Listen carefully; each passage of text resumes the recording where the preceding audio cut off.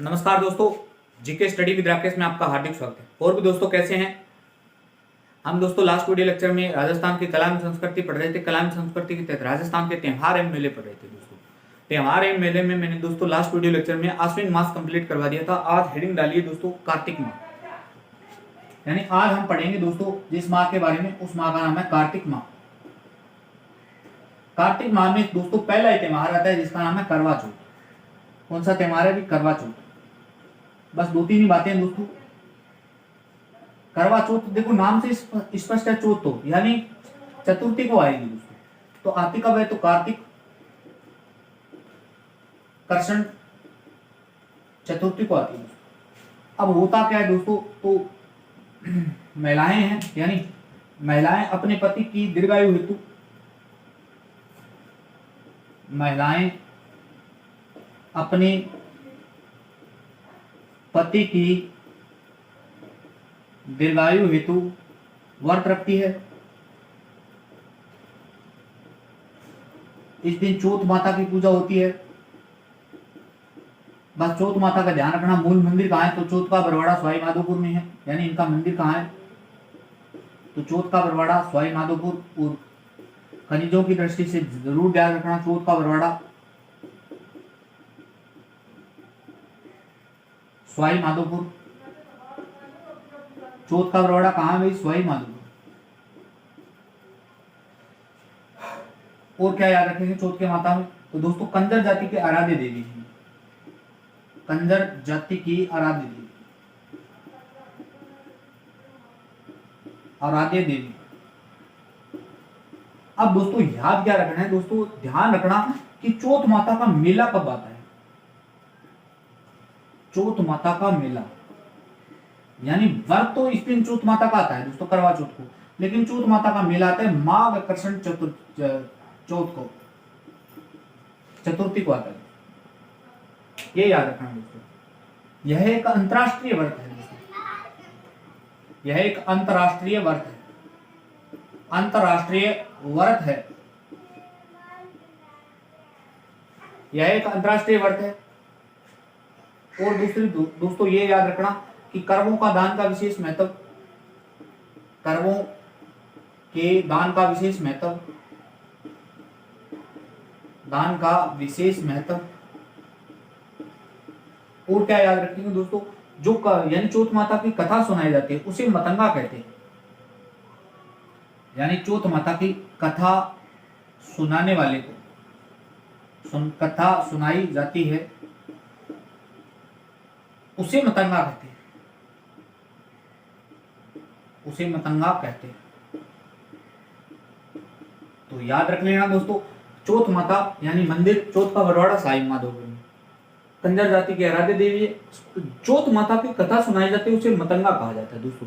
एक बार आरपीएससी में आया था दोस्तों, घरों की सफाई का एक नाम दिया जाता है। हालांकि करवा चौथ के बाद में वो त्योहार आता है दोस्तों, यानी जिस दिन करवा चौथ के बाद में फेमस त्योहार आता है धनतेरस, धनतेरस के बाद में आते हैं दोस्तों कार्तिक दीपावली। कार्तिक दीपावली के दिन आप सभी जानते हैं घरों की साफ सफाई होती है, घरों की साफ सफाई को एक नाम दिया जाता है। वो आरपीसी में पूछा हुआ प्रश्न है दोस्तों, तो यहाँ भी पूछ लेता है इस प्रकार का प्रश्न कि मतंगा क्या है। तो चौथ माता की जो कथा सुनाई जाती है उसे मतंगा कहा जाता है। तो ये थी करवा चौथ को लेकर जितनी भी फैक्ट बन सकते थे दोस्तों, ए से लेकर जेड तक मैंने आपको बता दी।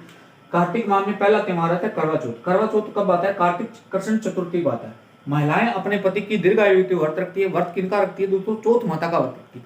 चौथ माता का मंदिर कहाँ पड़ता है? चौथ का बरौड़ा सवाई माधोपुर में।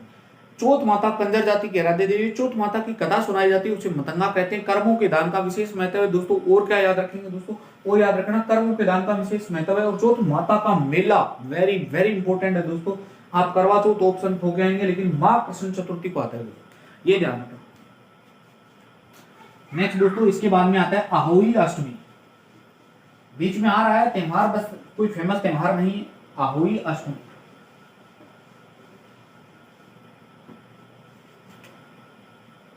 आहोई अष्टमी।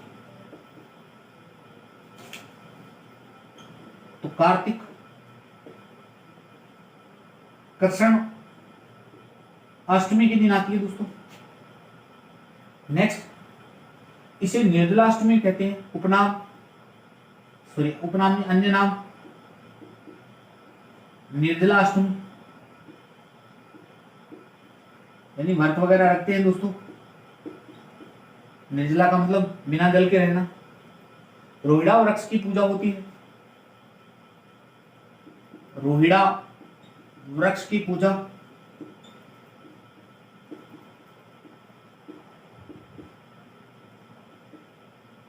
और क्या याद रखेंगे दोस्तों, विवाहित महिलाएं सुतालिया गीत गाती है। विवाहित महिलाएं सुतालिया गीत गाती है।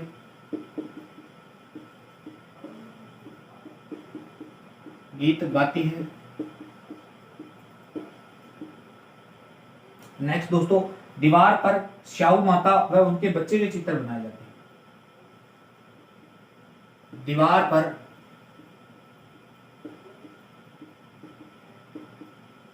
श्याऊ माता व उनके बच्चे के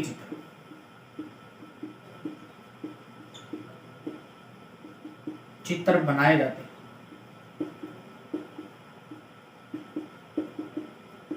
ये तो ये थी अहोई अष्टमी।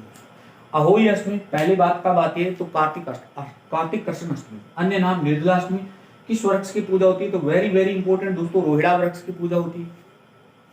विवाहित महिलाएं सुतालिया गीत गाती है। दीवार पर श्याऊ माता व उनके बच्चे का चित्र बनाया जाता है। तो ये थी अहोई अष्टमी दोस्तों। अहोई अष्टमी के बाद में नया त्योहार आता है दोस्तों, फेमस त्योहार जिसका नाम है धनतेरस। सॉरी, एक और त्योहार बचता है तुलसी एकादशी। तुलसी एकादशी एक भी त्योहार छूटना नहीं चाहिए दोस्तों। आजकल लगातार प्रश्न टिपिकल पे टिपिकल हो रहे हैं। कब आता है दोस्तों तो आप सभी जानते हैं, कृष्ण पक्ष में आता है दोस्तों। तो कार्तिक कृष्ण एकादशी को यानी 11 को आ जाता है। भाई क्या होती है तो तुलसी को विष्णु प्रिया कहा जाता है। तुलसी को विष्णु प्रिया, ध्यान रखना दोस्तों, विष्णु प्रिया नागरीदास की प्रेमिका का नाम भी था, कहा जाता है। एकादशी को रमा एकादशी भी कहते हैं, यानी इसका अन्य नाम हो जाएगा रमा एकादशी। क्या नाम हो जाएगा भी, रमा एकादशी। और लास्ट तुलसी का विवाह का जो प्रोग्राम सेट होता है वो इसी दिन होता है। तुलसी का शालिग्राम से विवाह की भी कह जाता है। तुलसी की विवाह की तैयारियां, तुलसी के विवाह की तैयारियां।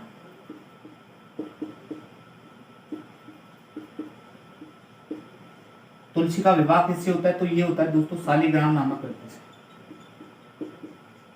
ये आप ध्यान रखिए। तो ये तुलसी एकादशी कब आती है, कार्तिक कृष्ण एकादशी को। तुलसी को विष्णु प्रिया कहा जाता है, अन्य नाम रमा एकादशी। तुलसी के विवाह की तैयारियां होती है। इसे तुलसी का विवाह किससे होता है तो ये होता है शालिग्राम से दोस्तों। इसके बाद में आती है दोस्तों धनतेरस। फेमस त्योहारों में से धनतेरस आता है दोस्तों। इनमें से बड़े एग्जामों में प्रश्न पूछे जाते हैं। धनतेरस नाम से स्पष्ट है, धनतेरस यानी इस दिन कोई धन की वगैरह की पूजा होती है। यानी धनों का धन लेने के लिए आपको कुछ देना भी पड़ता है और कुछ लेना भी पड़ता है, सीधी सी बात है। तो इस दिन जो भी नया सामान खरीदते हैं उसका महत्व है दोस्तों। धनतेरस इसको आयोजन कब होता है दोस्तों, पहली बात तो आपको आयोजन पता होना चाहिए। कार्तिक कृष्ण एकादशी को, सॉरी कृष्ण तेरस आयुर्वेद का एक आयुर्वेद के विद्वान धन्वंतरी का जन्म है। यानी इस दिन आयुर्वेद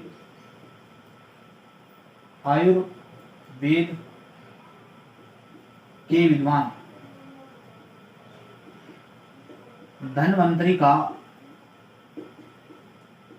जन्म हुआ था दोस्तों। आपने कहानी सुनी हुई दोस्तों, देवताओं ने और राक्षसों ने एक बार समुद्र मंथन किया था। उस समुद्र मंथन में से यानी समुद्र मंथन में कलश लेकर उत्पन्न हुआ था ये धन्वंतरी। यानी जब समुद्र मंथन हुआ, समुद्र मंथन में कलश लेकर उत्पन्न हुआ था, उस समय जिनका जन्म हुआ धन्वंतरी का, धन्वंतरी। नेक्स्ट ध्यान रखना दोस्तों, चांदी व बर्तन खरीदना शुभ माना जाता है। चांदी व बर्तन खरीदना शुभ।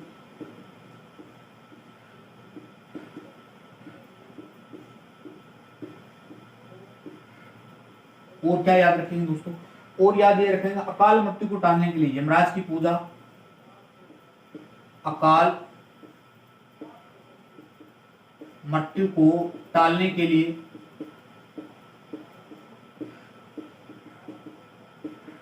एक तो होती है दोस्तों यमराज की पूजा,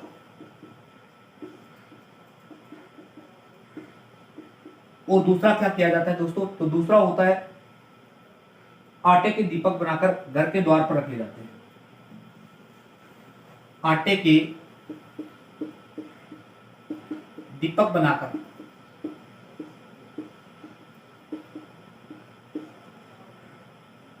घर की दीवार पर रखते हैं, आटे के दीपक बनाकर दीवार पर रखते हैं, घर के द्वार पर रखे जाते हैं, घर के द्वार पर रखे जाते हैं।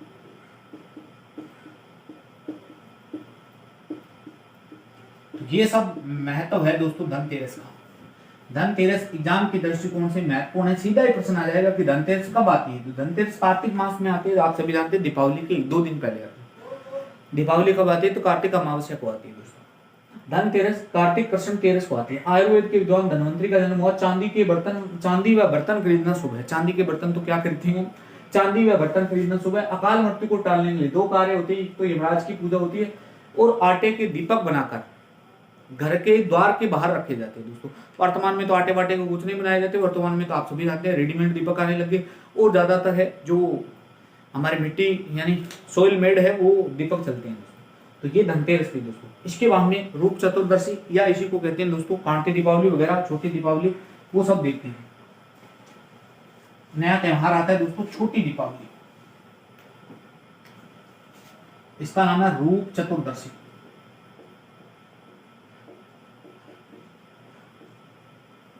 इसी को कहते हैं छोटी दीपावली। रूप चतुर्दशी या छोटी दीपावली। छोटी दीपावली आयोजन कब होता है दोस्तों, कार्तिक कृष्ण चतुर्दशी को होता है। कार्तिक कृष्ण चतुर्दशी यानी 14 को होता है भाई। इसका संबंध बस एग्जाम में ये प्रश्न पूछा, देखो आप गैस नहीं कर पाएंगे, कितना टिपिकल प्रश्न पूछा। इस दिन पहला कार्य होता है दोस्तों सुंदरता व शौर्य से। इसका संबंध है सुंदरता व शौर्य से। सुंदरता व शौर्य से।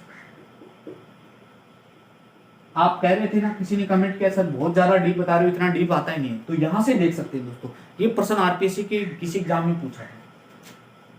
इसका संबंध है साफ सफाई से। घरों में साफ सफाई, घरों में साफ सफाई।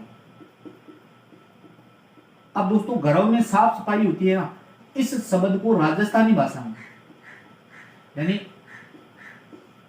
इस ये तो हिंदी भाषा का शब्द है, इस शब्द को राजस्थानी भाषा में एक नाम दिया जाता है। राजस्थानी भाषा में नाम दिया जाता है बासिंदा।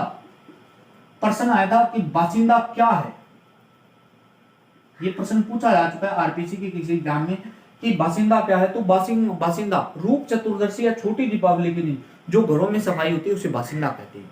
तो आप बहस कर सकते हैं कितना अच्छा लेवल से प्रश्न पूछा। अन्य नाम, अन्य नाम, तो दोस्तों पहला अन्य नाम हो जाएगा छोटी दीपावली, तो मैंने लिख ही दिया दोस्तों का। कांति दीपावली होती थे, कांति दीपावली।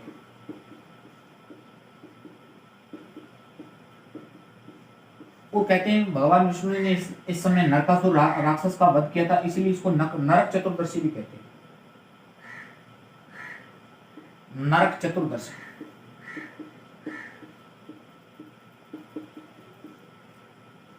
इस दिन कहते हैं लक्ष्मी विचरण हेतु चली जाती है, यानी इस दिन लक्ष्मी विचरण हेतु निकलती है, ये भी लिख सकते हैं आप। लक्ष्मी विचरण हेतु निकलती है।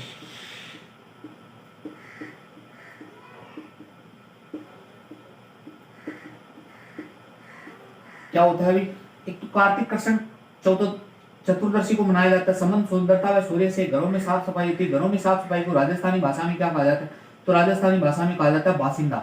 बासिंदा क्या है, तो घरों में रूप चतुर्दशी के दिन की जाने वाली घरों में साफ सफाई को बासिंदा कहते हैं। अन्य नाम कांति दीपावली, दूसरा नरक चतुर्दशी, भगवान विष्णु ने नरकासुर राक्षस का वध किया था, तो लेकिन मिलता है लक्ष्मण विचरण हेतु निकलती है। तो ये थी रूप चतुर्दशी की बातें। नेक्स्ट वीडियो में हम देखेंगे दीपावली, क्योंकि थोड़ा बड़ा दीपावली लंबा चौड़ा चैप्टर है, उस पर हम एक सेपरेट वीडियो में देखेंगे। यह वीडियो आपको कैसा लगा, लाइक शेयर कमेंट करके जरूर बताना दोस्तों। जय हिंद, जय भारत।